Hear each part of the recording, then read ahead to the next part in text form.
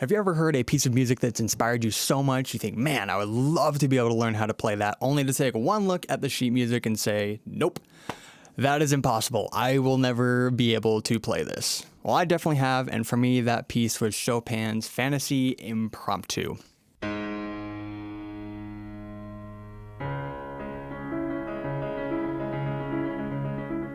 Now, I've learned other difficult Chopin pieces before, such as the Revolutionary Etude, the Minute Waltz, and plenty of others. So what made this one immediately stand out to me as impossible when I first looked at it, and what eventually made me change my mind to not only attempt it, but to learn it in its entirety by memory? Let's take a look and stick around to the end of this video to see me take on Chopin's Fantaisie Impromptu in its entirety.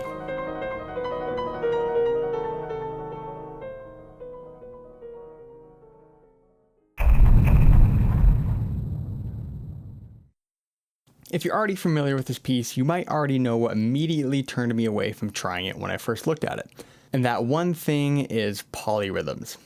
If you're unfamiliar with polyrhythms, it's essentially when you have two or more different rhythms playing at the same time. The term is usually brought up when those rhythms are not evenly divisible, such as 4/3, 3/2, or even 7/6. In the case of this piece, it is essentially a 4/3 polyrhythm. So while the right hand is playing 16th notes,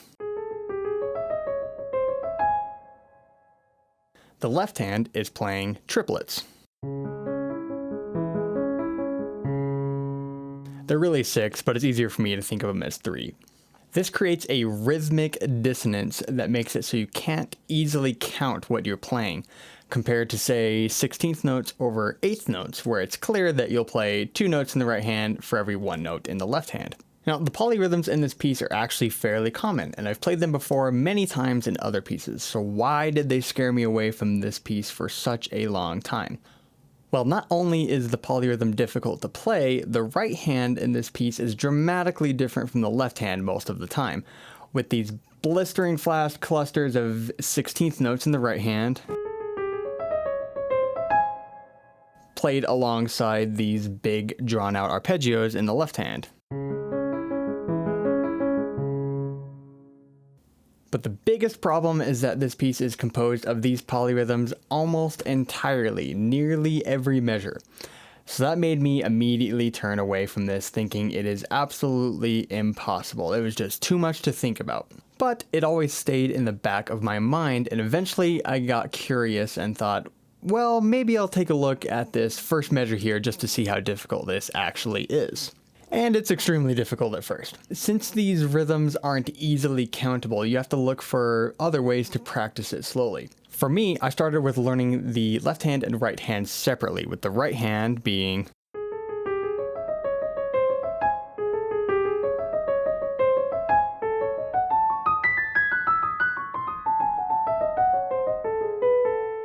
and the left hand, of course, being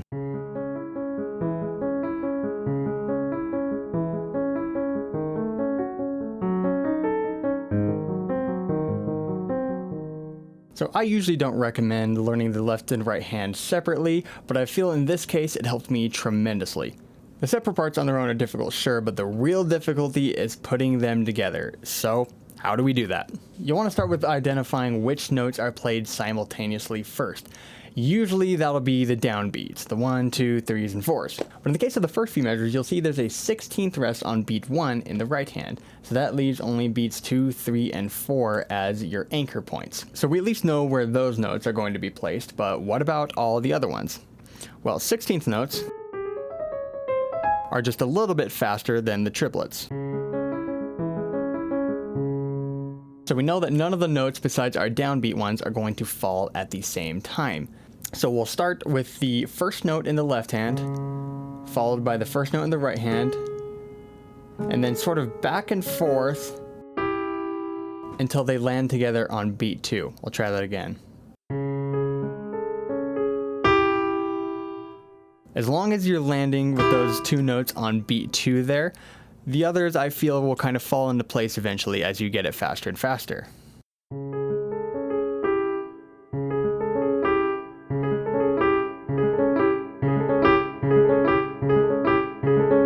And then you'll repeat this same pattern till the end of the measure. At this point, I was still under the impression that this piece was going to be impossible for me, and I was still only practicing the first beat of this measure very slowly and awkwardly, until after enough repetitions I tried doing the next beat.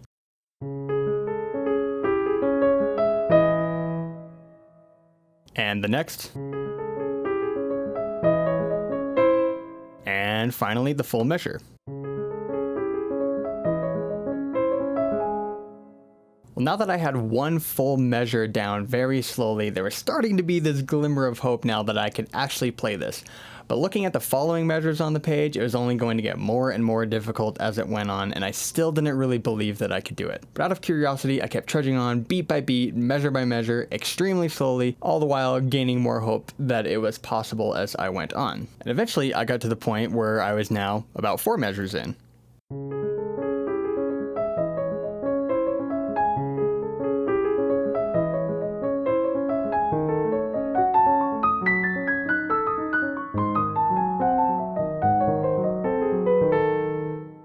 And once I got to about 4 measures in, I thought, okay, well, this next part just kind of repeats a little bit with some changes.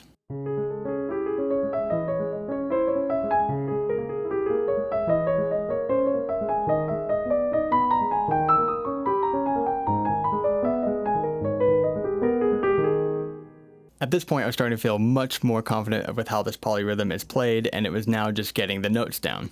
Once I got to the next section that's eerily reminiscent of the fairy fountain theme from Zelda,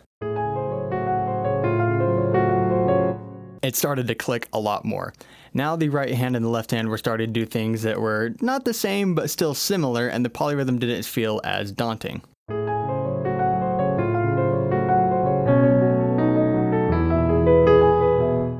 Of course, these parts have their own difficulties, sure, but it was starting to click a little bit more for me at this point.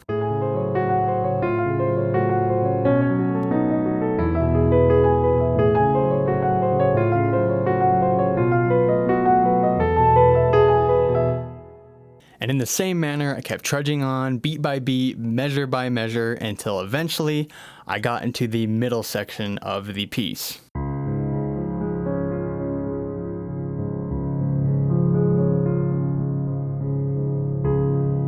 After reaching this section and being able to play this slow D-flat major arpeggio that felt like a big sigh of relief, I finally felt confident that I could really reach the end of this piece, and that something that I thought was impossible was not only possible, but I was actually achieving it, bit by bit.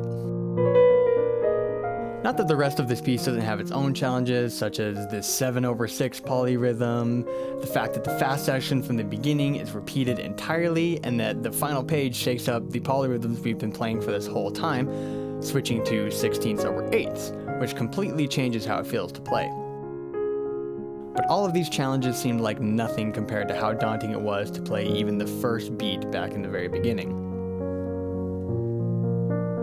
And eventually, I did make it to the end, and I worked and worked and worked on it until I had the piece at a tempo that I was happy with, and then I did end up memorizing the whole thing naturally as well. And to finally move on from this piece and put it behind me, I thought I should make a video for it. But there were still some spots of the piece that were sloppy, some dynamics I wasn't quite happy with, things I wasn't getting right, and it deterred me from wanting to post anything at all about it. Because I thought, why should I post my sloppy attempt at it when there's probably hundreds of other people, hundreds of other videos out there that can play it much better than I can. So I had to take a step back and think, only a year or so ago, I didn't even want to attempt to learn this piece because I thought it was impossible. And now I'm sitting here thinking I don't want to make a video for it because I can't play it perfectly the way that I want to. I really had to look back and think how far I'd come with this piece. And maybe if I showed my experience with it, even if it's a little sloppy, I don't get some things right, it's not at the tempo that I want, that I can inspire someone else to take on that challenge that they've been maybe avoiding due to thinking it's impossible.